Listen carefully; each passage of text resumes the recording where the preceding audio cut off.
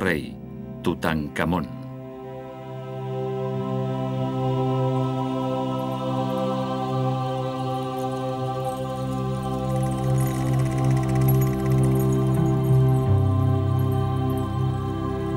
Era un misterio desde hacía más de 3200 años. Pero gracias al valor y la intuición de un hombre, se hizo el mayor descubrimiento arqueológico del siglo.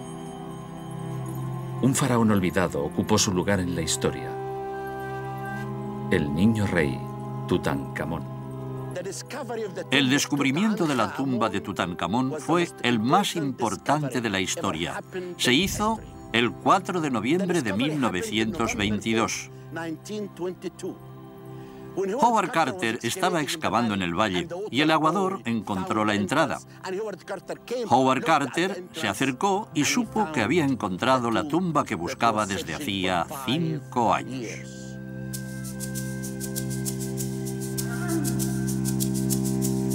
El 4 de noviembre de 1922, el arqueólogo inglés Howard Carter descubrió los 16 peldaños de la escalera que conducía a la tumba de Tutankamón. La tumba estaba intacta, nadie la había abierto, pero hasta 22 días después, Carter no se dio cuenta de la importancia de su descubrimiento.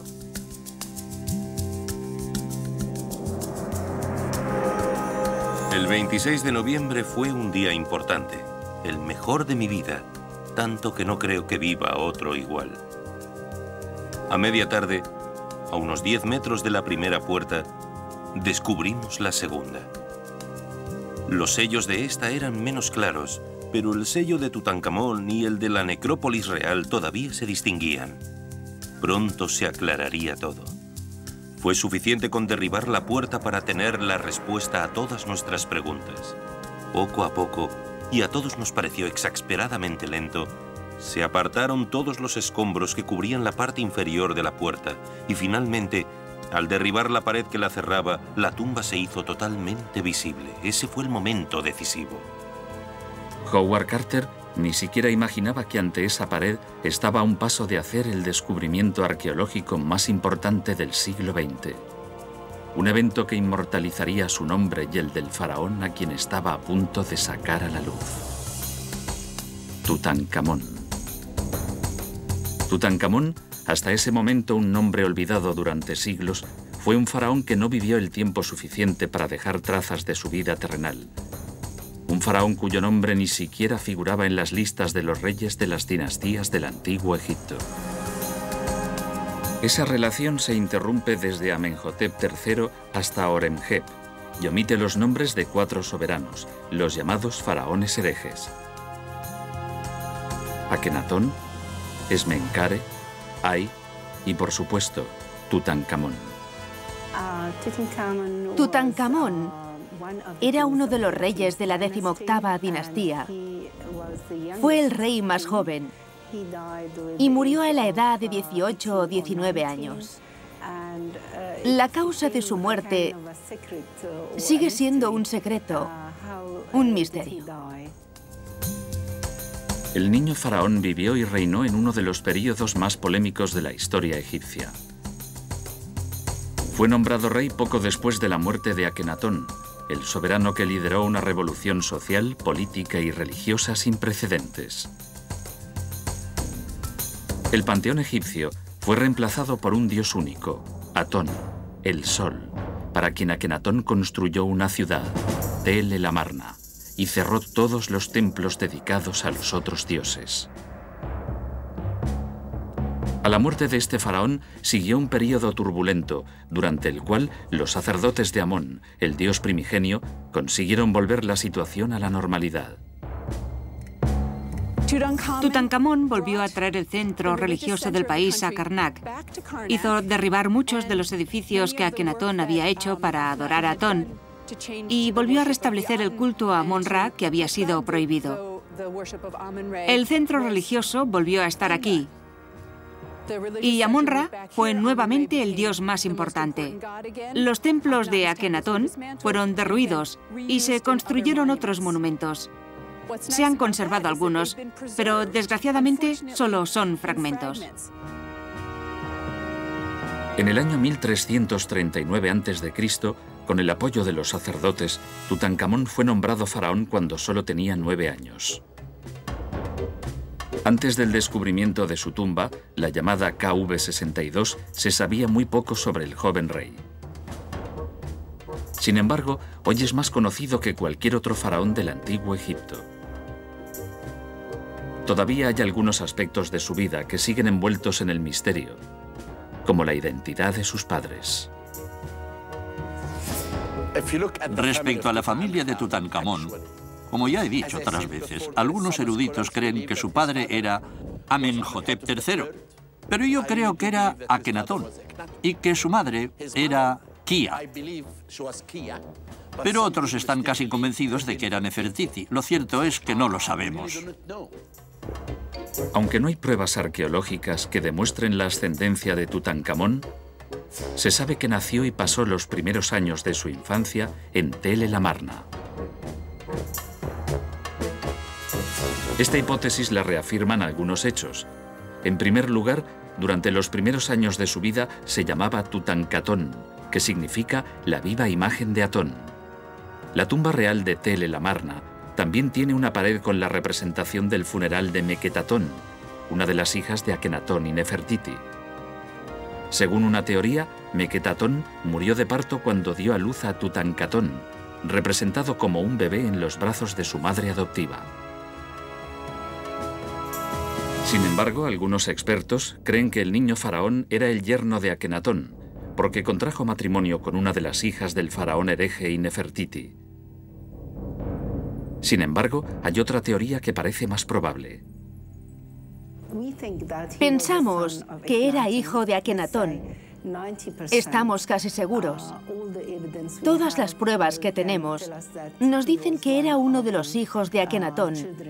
Sabemos que Akenatón solo tuvo 6 hijas con la famosa reina Nefertiti. No tuvo ningún hijo varón de Nefertiti. Por eso tenía una segunda esposa que se llamaba Kia. Y Kia tuvo un hijo de Akenatón. Parece ser que el joven Tutankatón se casó con su hermanastra. La única certeza es que el niño fue coronado en Tel el Amarna, pero abandonó esa ciudad rápidamente para regresar a Tebas, donde cambió su nombre por Tutankamón. La viva imagen de Amón. Tutankamón debió de vivir muy poco tiempo en la ciudad. No se hizo ningún cambio en los nombres de los templos para dejar constancia de su presencia. Y las únicas citas las tenemos en los sellos de las jarras, que son del año 2. También sabemos que Tutankamón estuvo en Memphis para hacer público un decreto que rechazaba todo lo que había hecho Akenatón y restaurar los templos. Por ese decreto sabemos que el periodo de Amarna había terminado. Debieron de pasar muy pocos años entre la muerte de Akenatón y los cambios oficiales hechos por Tutankamón. Y ese es el intervalo que representa el fin del periodo de Amarna, tal vez 3 o 4 años.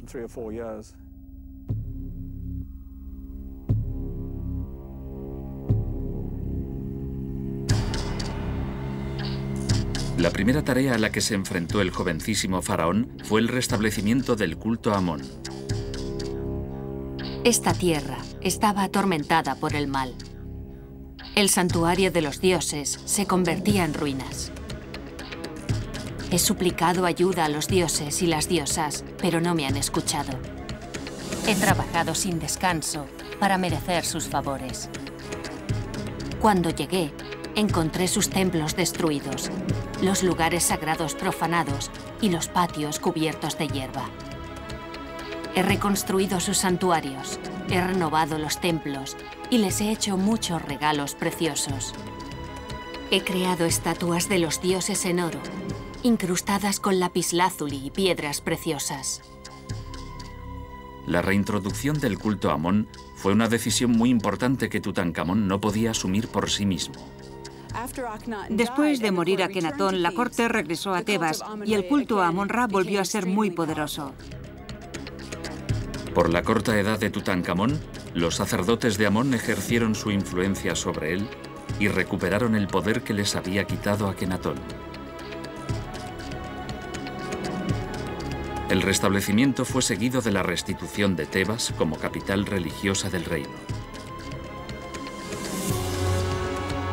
En el gran complejo del templo de Amón-Ra, en Karnak, se construyó una imponente avenida flanqueada por esfinges con cabeza de carnero que conectaba el templo de Amón con el de Mut, su divina esposa. Además, se reintrodujo la antigua fiesta de Opet, que era la celebración más solemne dedicada a la tríada tebana, constituida por Amón, Mut y Honsu. En Luxor se erigió una estatua suya y de su esposa, atribuida después a Ramsés II. Sin embargo, no lejos de la estatua fue donde la actividad de las obras públicas de Tutankamón llegó a su clímax. Estamos en la avenida de columnas del templo de Luxor, que se empezó a construir bajo el reinado de Amenhotep III y quedó abandonado durante Akenatón. Esto es el testimonio de la dedicación de Tutankamón a Amón-Ra, completando la mayor parte de sus bellas decoraciones. A pesar de su gran fama, Tutankamón hizo muy poco. Su reinado solo duró 10 años. Murió antes de cumplir los 20. Fue una muerte súbita que cogió a todos por sorpresa, incluyendo a quienes trabajaban en la construcción de su tumba. El lugar para su sueño eterno todavía no estaba terminado cuando el joven rey murió, y su cadáver embalsamado fue enterrado en otro lugar indigno de albergar a un rey. La tumba no es muy grande y consta de un pequeño corredor que desemboca en una antecámara, una pequeña sala denominada anexo, en donde se almacenaban los objetos y la comida que el faraón necesitaría en el más allá. Desde la antecámara se accede a la cámara mortuoria y a la del tesoro. La tumba es de reducidas dimensiones, no tiene más de 100 metros cuadrados, pero es uno de los lugares más fascinantes e importantes relacionados con la historia egipcia.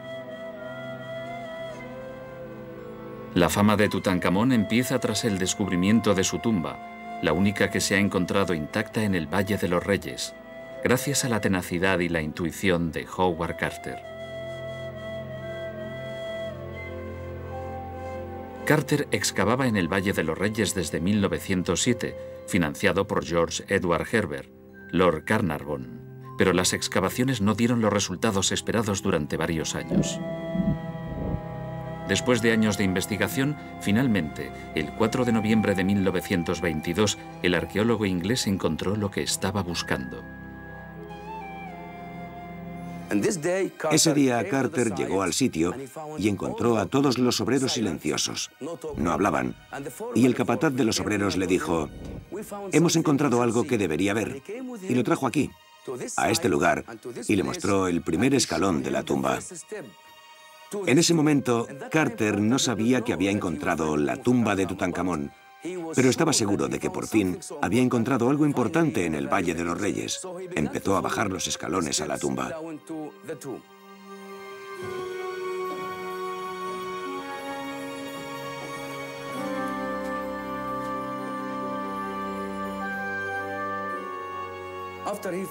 Cuando terminó de limpiar la escalera, llegó a esta entrada y descubrió que estaba enyesada y tenía los sellos de la necrópolis del Valle de los Reyes.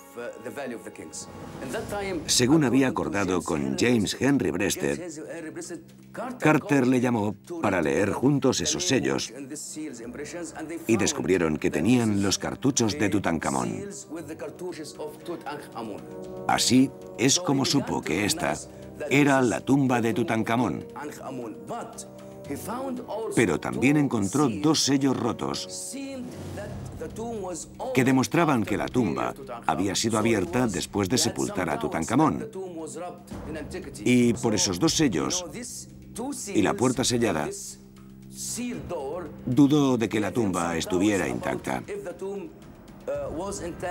Pero continuó excavando y llamó a Lord Carnarvon para que compartiera con él el descubrimiento.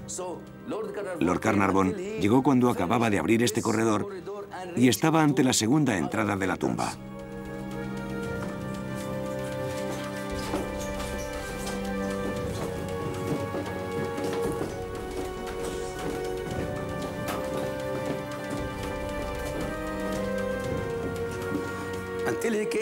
Cuando llegó aquí, esta entrada estaba cerrada y con los sellos con el nombre de Tutankamón. Y en este lugar se reunió con él Lord Carnarvon. Carter empezó a romper los sellos de la puerta y encendió una luz para ver qué había dentro. Y Lord Carnarvon le preguntó, ¿qué ve? Y le dijo, dentro de esta tumba veo brillos de oro. Eso significaba que la tumba estaba intacta cuando la descubrieron. Junto con Lord Carnarvon, descubrió que la tumba estaba llena de objetos, miles y miles de objetos. La tumba estaba repleta de cosas y fue un gran momento para ellos. Lo que encontraron aparece ahora en todos los libros de egiptología, porque fue un hito en la historia y también era la primera vez que se encontraba una tumba intacta en el Valle de los Reyes.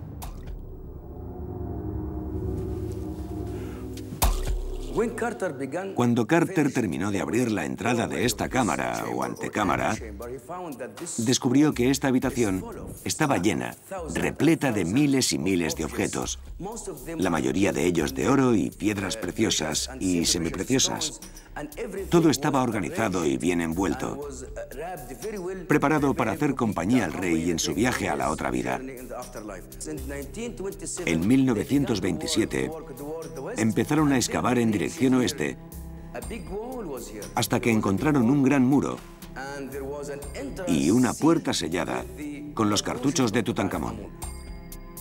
Carter había llegado a un punto crucial. Limpiaron la antecámara casi totalmente y pudieron derribar la pared que todavía los separaba de la cámara mortuoria, donde esperaba encontrar la momia del faraón todavía intacta. Con un cuidado extremo rompí el yeso y empecé a quitar las piedras pequeñas que formaban la parte superior de la pared. El deseo de parar y echar un vistazo al interior era irresistible, y cuando a los 10 minutos el agujero era lo bastante grande para mirar dentro, introduje una linterna.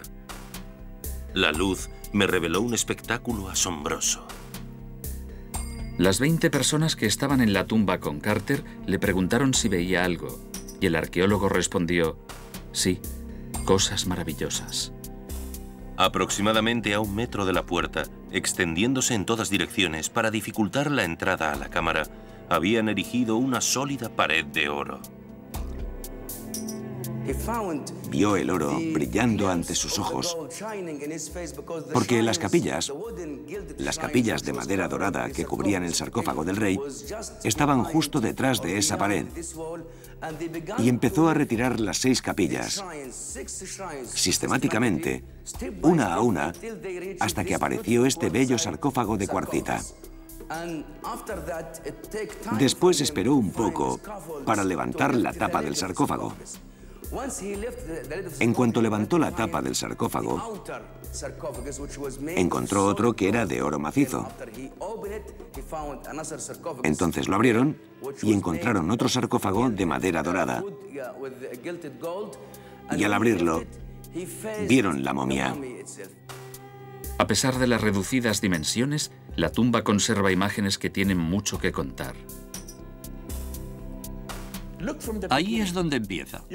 Vemos el funeral.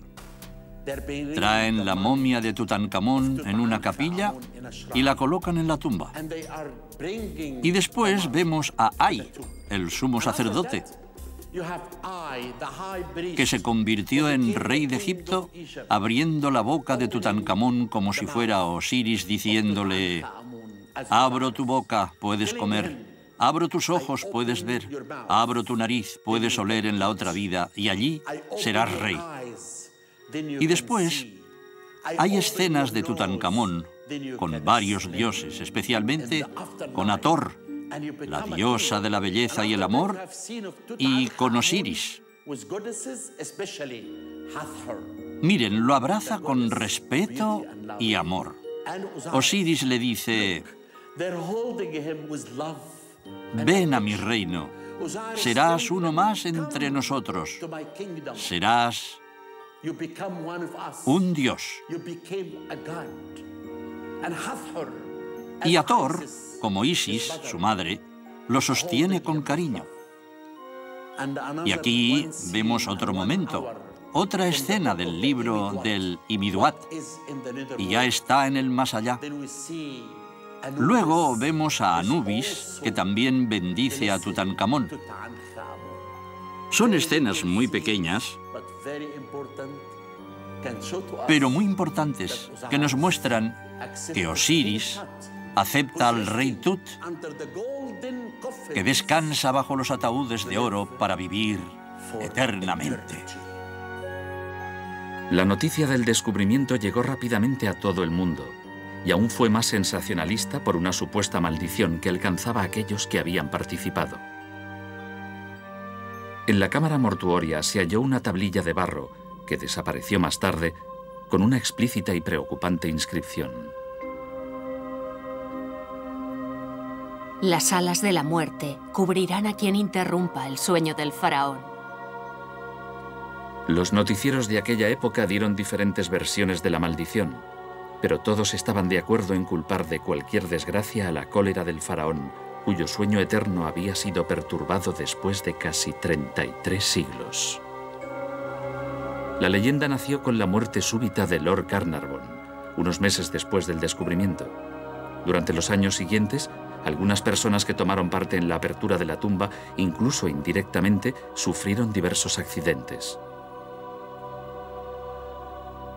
Por esa razón, muchos periódicos se dieron cuenta de que la maldición era una noticia más fascinante que el propio descubrimiento y contribuyeron a extenderla publicando rumores. Todavía hoy, la maldición continúa siendo noticia. Introduje la momia dentro de la máquina para hacerle un tac y sorprendentemente la máquina se detuvo en cuanto el cuerpo del rey Tut estuvo dentro. Empecé a pensar que podía ser a causa de la maldición de los faraones o la maldición de Tutankamón. ¿Por qué se paró la máquina? A pesar de que la tumba no era demasiado grande, contenía 5.398 objetos de oro y de plata. El mayor tesoro que se ha descubierto. Estos bellos objetos que están en el Museo de El Cairo cautivaron a todo el mundo. Cada uno de ellos nos cuenta la historia, la dieta del rey Tut. Le gustaba la cerveza porque había muchas jarras de cerveza. Tenemos muchas evidencias de lo que comía y de qué constaba su dieta. La tumba puede enseñarnos mucho sobre el muchacho dorado que gobernó durante un breve periodo, pero fue una época dorada. Se recuperaron decenas de vasos de alabastro y figuras de animales finamente tallados. La pieza más grande del tesoro es un relicario de oro que protegía los 4 vasos canopes de alabastro que contenían los órganos internos del joven faraón. 3 espléndidos lechos funerarios de madera dorada ocupaban una pared de la antecámara donde se encontraron más de 700 objetos. Entre estos, un magnífico trono dorado con una de las representaciones menos frecuentes de Tutankamón con su esposa principal, Ankhesenamón. La pareja real aparece en un momento de gran intimidad, mientras la esposa unta el cuerpo del soberano con un ungüento perfumado. Los 2 jóvenes llevan una sandalia en cada pie, una demostración del amor eterno que se habían jurado tanto en las buenas épocas, representadas por el pie calzado con la sandalia, como en las malas, por el pie descalzo.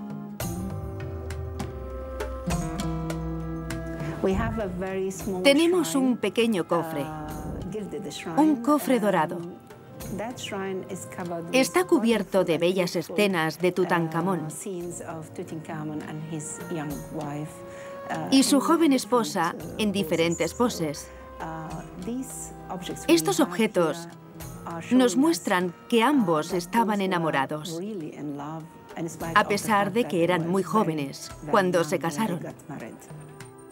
Tutankamón se casó con Ankesenamón poco antes de ser coronado, con solamente 9 años de edad, y con el paso de los años su amor se acrecentó. Estaban enamorados. Todo en la tumba lo indica. Lo demuestran los objetos, como el trono que está en el Museo del Cairo. Si te fijas en ella, ves que está pendiente de él, tocándolo. Cuando murió, ella depositó una flor en la tumba. Sabemos que no tuvieron hijos. Las únicas evidencias son los fetos, que nos dicen que tal vez tuvieron 2 hijos que nacieron muertos. Esperamos poder extraer algunas muestras de ADN para averiguar si había relación entre ellos y el rey Tut. Pero de todos los objetos recuperados en la tumba, el más precioso fue hallado en la cámara mortuoria. El cuerpo del faraón fue protegido por 4 capillas de madera dorada, una dentro de la otra. Dentro de ellas, un gran sarcófago de cuarcita contenía otros 3 sarcófagos, los 2 primeros de madera dorada y el tercero de oro puro. Levantamos la tapa por las asas doradas y apareció la momia del faraón. Hacía más de 3000 años que unos ojos humanos habían visto el interior de ese ataúd de oro macizo. Y el tiempo, comparado con la brevedad de la vida humana, parecía no haber pasado. Finalmente, ante nuestros ojos, estaban los restos del joven faraón, que hasta entonces solo había sido para nosotros la sombra de un nombre. La cara de la momia había sido protegida con una maravillosa máscara de oro puro que reproducía la fisonomía del faraón. Es el objeto más hermoso de la tierra, la máscara de oro. Me parece que está hablando. Cuando la miro, parece que ese rostro y esos ojos están vivos. En el reverso de la máscara grabaron un versículo del texto de los sarcófagos que acompañaba al faraón en su viaje a la otra vida. Te saludo, a ti, de bello semblante, poseedor de ojos que ven, porque Anubis te los hizo, a quien Ptah-Sokar exaltó, a quien Shu dio su apoyo, amado por los dioses, por quien Ra contó a Osiris el secreto de la conspiración contra él para terminar con las injurias de Set. Tal vez puedas hacer de él un espíritu, tal vez puedas dominar por él a sus enemigos, tal vez puedas guiarlo a los bellos lugares del reino de los muertos, tal vez puedas derribar el complot de Set contra él. Viviré para siempre. Es lo que ha sido ordenado. Seré eterno, como el propio Ra, para siempre.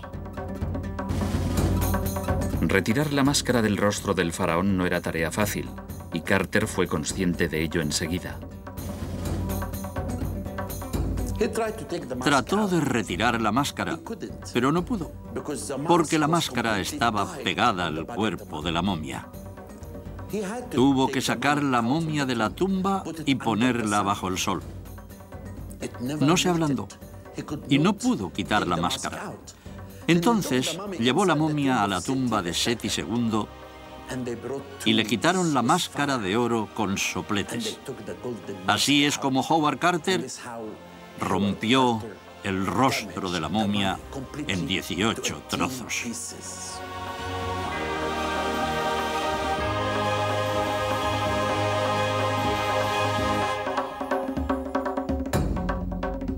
Las actividades de Carter y los estudios que se hicieron posteriormente dejaron la momia en un lamentable estado. En los últimos años se han tomado muchas precauciones para conservarla. Miré el cuerpo y dije, tengo que salvar a este hombre. Tengo que salvar al muchacho de oro. Porque la respiración de las personas que entraban y el polvo podían dañar aún más la momia. Por eso vine el 4 de noviembre de 2007, el mismo día que fue hallada la tumba. Era increíble. El valle estaba lleno de cientos de reporteros llegados de todas partes. El muchacho dorado atraía a todo el mundo. Por eso se construyó esta urna en Alemania. Saqué la momia del sarcófago y la puse aquí. Lo único que podemos ver son la cara y los pies. Por debajo podemos ver el control de la humedad y la temperatura. Y así podremos conservar esta momia durante años.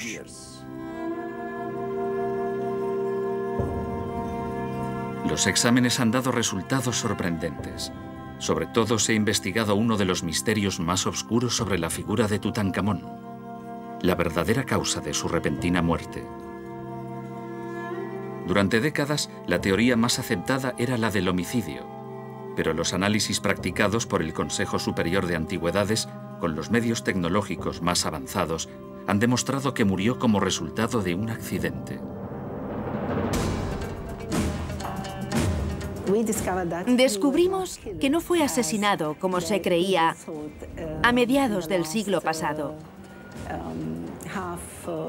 Se pensaba que le habían matado, porque después de algunas investigaciones realizadas en aquellos momentos, se encontró un agujero en el cráneo. Pero eso no fue lo que le causó la muerte. Descubrimos que no fue asesinado.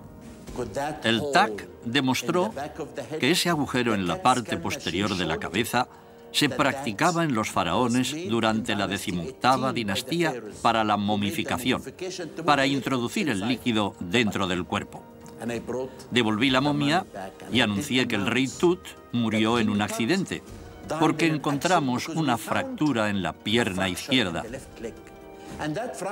Y esa fractura era debida a un accidente que había sufrido el día antes de morir. Nadie sabe qué tipo de accidente. Hasta ese momento, se pensaba que las circunstancias de su muerte eran muy diferentes. En 1968, la momia fue examinada con rayos X. Los resultados mostraron unas marcas sospechosas en la parte superior de la cabeza. Así fue como se elaboró la teoría del asesinato. Ha habido varias teorías respecto a cómo murió Tutankamón. Una de las más populares es que fue asesinado mediante un golpe en la parte posterior de la cabeza. Se basaban principalmente en una radiografía un poco confusa que se le había hecho. Y a partir de esa radiografía se elaboró una teoría sobre el asesinato, posiblemente perpetrado por uno de sus consejeros, Ay, o por otro de ellos, Horemheb. ¿Por qué eran los principales sospechosos del crimen Ay y Horemheb? ¿Quiénes eran esos dos hombres? Según algunas teorías, Ay era el padre de Nefertiti. Tenía un cargo importante durante el reinado de Akenatón y era miembro del Consejo de la Regencia que gobernó Egipto antes de que Tutankamón fuera coronado faraón. Se iniciaron las obras de construcción de su tumba en Tel el Amarna, pero no se concluyeron, porque con la muerte del joven rey cambió la situación. Anque-Senamón no quería casarse con ninguno de los pretendientes al trono. Escribió al rey de los hititas: Mi esposo ha muerto y me han dicho que tienes hijos adultos. Envíame a uno de ellos, será mi consorte y reinará en Egipto. El soberano hitita consintió y envió a la reina uno de sus hijos, pero el príncipe nunca llegó a la corte de Tebas. Fue asesinado durante el viaje a Egipto por unos asesinos, tal vez enviados por ahí.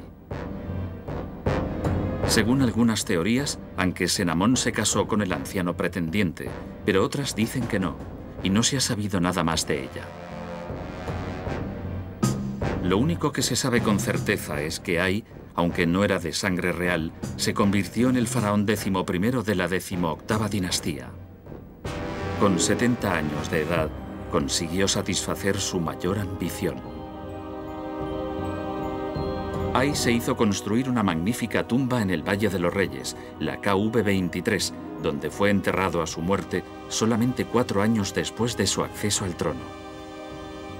Su sucesor fue Horemheb, que al igual que Ay, fue faraón sin ser miembro de la realeza. Era general y uno de los hombres más importantes a finales de la 18ª dinastía. Participó en el consejo de la regencia que eligió al niño Tutankamón para que fuera faraón, y fue uno de los que lucharon por el poder a la muerte de este. También se conservan 2 tumbas destinadas a Horemheb. Antes de convertirse en rey, había empezado la construcción de una magnífica tumba en la antigua necrópolis de Saqqara. Horemheb se hizo construir una tumba en Saqqara, en la necrópolis de Memphis, una tumba que fue ampliando, con patios, con nuevos pilonos. Cuando se convirtió en rey tuvo que elegir. Esa tumba no era digna del nuevo rey, porque los faraones eran enterrados en el Valle de los Reyes, en Tebas, en Luxor. Igual que Ay, cuando subió al trono se hizo construir una tumba en Tebas. Ay también tenía una tumba en Saqqara que todavía no ha sido descubierta. Horemheb hizo lo mismo. Se hizo una bella tumba en el Valle de los Reyes. La tumba de Horemheb en el Valle de los Reyes, la llamada KV-57, no fue terminada. Las paredes de la cámara mortuoria están decoradas con escenas en relieve que están a medio concluir. Sin embargo, son muy útiles para comprender el proceso que los artistas seguían para realizar este tipo de decoración. La tumba de Horemheb es una de las más grandes del Valle de los Reyes y dobla en tamaño a la de su predecesor, Ay, el cortesano intrigante que se convirtió en faraón a la muerte de Tutankamón. Pero la tumba de Ay oculta otro misterio. En realidad, fue diseñada originalmente para Tutankamón, pero debido a la repentina muerte del joven faraón, el anciano visir lo hizo enterrar en la tumba destinada a sí mismo, que ya estaba terminada.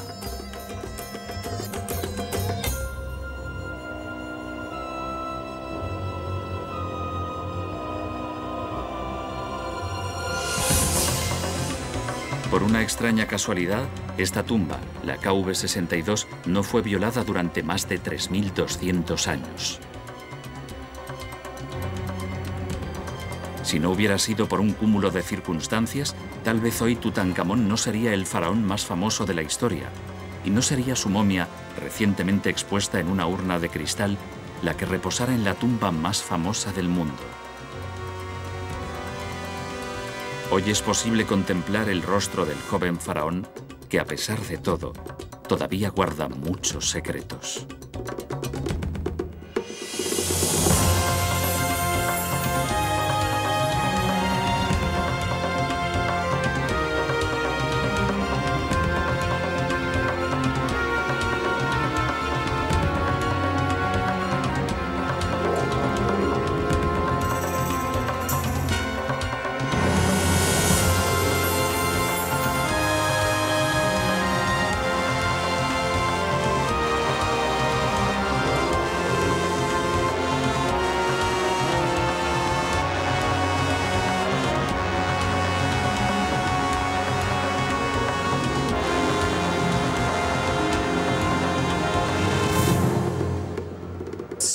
Pronto compararemos el ADN del muchacho dorado con el esqueleto de Akenatón y podremos descubrir quién era la familia de Tutankamón. El muchacho dorado nunca dejará de ser un misterio, pero el misterio y la magia de Tutankamón nunca terminarán. Continuará. El misterio de la vida de Tutankamón todavía se nos escapa. Las sombras se apartan, pero la oscuridad nunca se aclara completamente.